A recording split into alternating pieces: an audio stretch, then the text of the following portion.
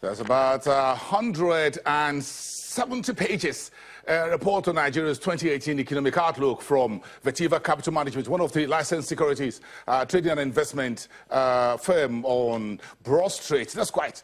I couldn't almost read all the pages. So we've got to discuss and break this into two parts. Look at the macroeconomic fundamentals for 2018. And of course, we take all of that to the market street to find out a little bit about a fixed income and the equity side of things. But let's kick off these two-part conversations from the team from Vertiva Capital Management. Michael Famuroti is the chief economist and is live to us from Lagos studios. Michael, good morning. It's good to have you in the studios with us this Tuesday. Apologies, I've got to come over to Abuja a little bit and get the other side of business. I think I've stayed a lot with you guys in Lagos for some time. I hope you're good. You're doing good? Yeah, morning and happy new year to you. Yes, this is where big business of the political economy happens in Abuja, not in Lagos. So this is where the core macroeconomic is like. So give us your first word in 2018 on your macroeconomic outlook from the rest of your team in Vertiva Capital. Yes, so I think for 2018, the first word is that we're looking for a quite positive year. So we've had challenges in 2016. We stepped out of the recession in 2017, but there wasn't much activity. So 2018 is the year where we're really looking for the economy to step out of first gear and into another gear. How do you arrive at your outlook, and how did you arrive at your outlook on the macroeconomic space? Yeah, so I think there were two key drivers. One is the political side, which has sort of downplayed things a little bit, because in a normal year, we would have actually been very positive on the economy this year, as a lot of the variables are pointing up. So if you have a look at the challenges that we face in the recent years in the foreign exchange market, in inflation, in terms of oil earnings, these are things that either have changed or are likely to change at the start of this year. And based off that, we expect strengthening performance in industry and also in terms of consumer wallets, which have been beating down a lot recently. We're expecting better performances there, and that boost to demand should help the economy. Okay, let me read the first line, and I'm sure you're aware of this. You sit down at the head and put this together with the rest of your team.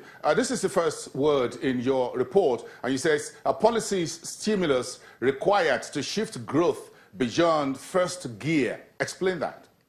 Yeah, so I think what we've seen so far is a cyclical growth, driven mainly by recovery in the oil sector and the agricultural space.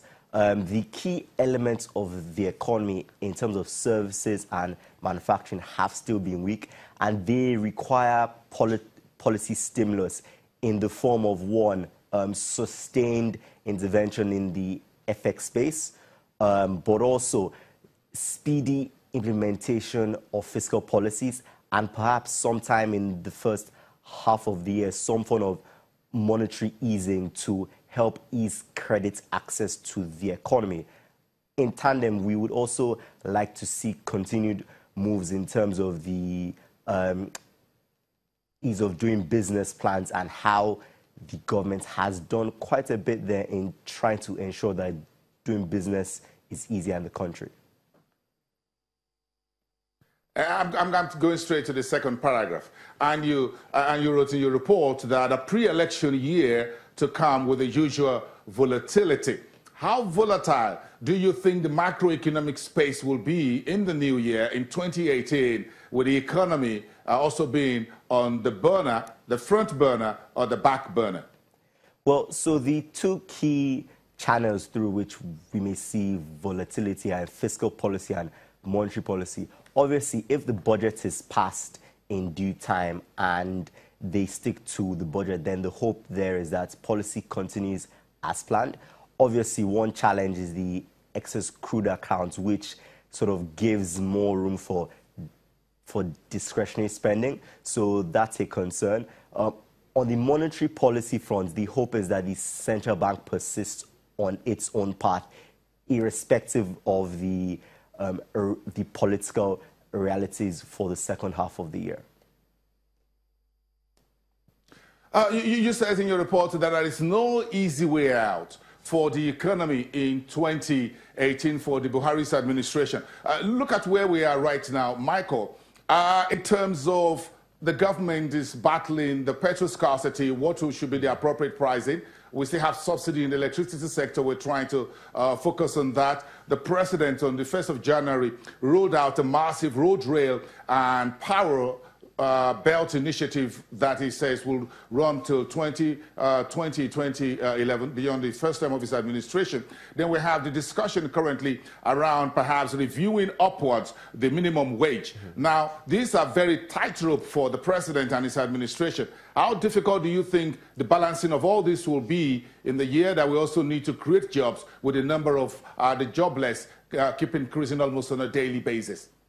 Yeah, so the choices are very hard, but that's part and parcel of policy, really. There are really no easy choices or rarely easy choices. I think the main thing is, do they have a strategy or philosophy? Because that is what will determine the particular policy choices made and ensure consistency across board. So are you increasing minimum wages because you are looking at a possible petrol price hike? Then that makes sense. Do one without the other and you may be inviting a lot more pressure on consumer wallets. At the same time, you have to take into account the pricing effect of these changes. So yes, there are no easy way out, but the key is they have an underlying philosophy that drives consistency across policy this year, and it's not distracted by the political realities come the last quarter of the year. Well, well said. But again, this administration is chasing many rats through many holes, as it were. So with election just about a year and 2 months away, if you look at the calendar, what particular issues do you think this administration should chase within the next 12 calendar months to deliver what is called budget of consolidation, deliver growth, deliver development, create jobs? What specific ministries, MDAs, or business sectors should be focused on very quickly, at least to have some easy passage for what you describe as no easy way out in 2018? Yes, so I think they've already honed in on the key sectors. I think what should be done better is execution, starting from the timing of budget passage, because in terms of key ministries and areas, you know, we've spoken about infrastructure, we've spoken about agriculture and so on, and they've dedicated resources to these areas, but the key is ensuring that execution matches what is written down on paper more so than it has done in the, well, generally in Nigeria. Okay, we've spoken so much about the fiscal policy side of things. Bring the monetary side of this into the conversation. How much more do you think will be brought to bear on the monetary policy authorities in 2018 to help the fiscal authorities deliver something as decent as 2017, if not better, in an electioneering year, as it were? Yeah, so I personally think that this is a very interesting year for the monetary policy front, because one, we are seeing changes in the composition of the board members of the committee, but also in the last couple of years, they've been constrained to tackle inflation. This year, they should have more leeway to promote growth, and the question is to what extent they're going to be aggressive in doing this and how they're going to maintain their independence in terms of ensuring that monetary policy is not influenced by any political realities come the turn of 2018. Speak to us specifically. What would you like to see? Do you think the monetary authorities still have more tools to deploy to engage the political community in the new year and try to achieve price stability, foreign exchange stability, inflation an interest rate that it will be accommodative to grow the economy? Yeah, I think personally what I would like to see is a continued focus on their core mandate of ensuring price stability. So any easing which we expect in Q1, Q2 should be driven by the pace of reduction in inflation, not a desperation to sort of stimulate growth. So that's the key for me.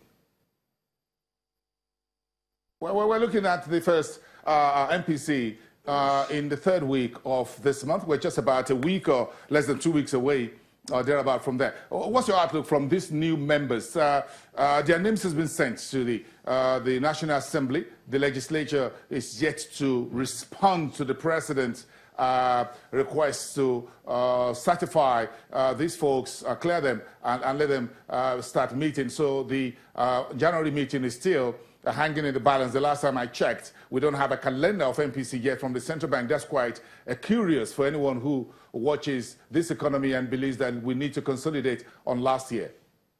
Yeah, so you're absolutely right. I think what we would see, because of the fact that the committee itself hasn't fully been composed, is just business as usual in January, and we'll be penciling in March for any changes in policy approach. If we don't have a full committee members in place, Michael, is it likely that the January MPC meeting will take place or should take place? Well, those are two different questions. I'm not sure the legal requirements behind the composition of the committee. I do know that independent members are required for it to be a sitting MPC, else you just have a committee of CBN staff. So I don't think it's likely that it could hold. Whether it will is a totally different question, which I'm not privy to right now. Okay, I'm going to take your final words, as it were. If we put the entire macroeconomic environment outlook, what's your summary from what we have locally and what the externalities will be on our own economy in the new year? Yeah, so the external environment is positive.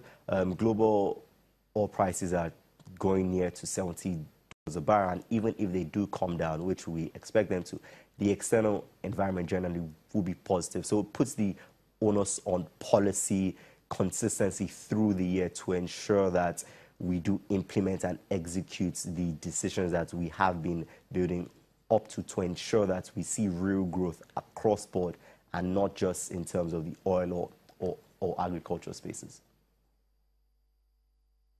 Okay, Michael, we got the rest of the year together to revisit this year very lengthy, almost 200 pages report on Nigeria 2018 Outlook from Vetiva Capital Management. Thank you very much, Michael, for your first word on that from your house this year. We appreciate that.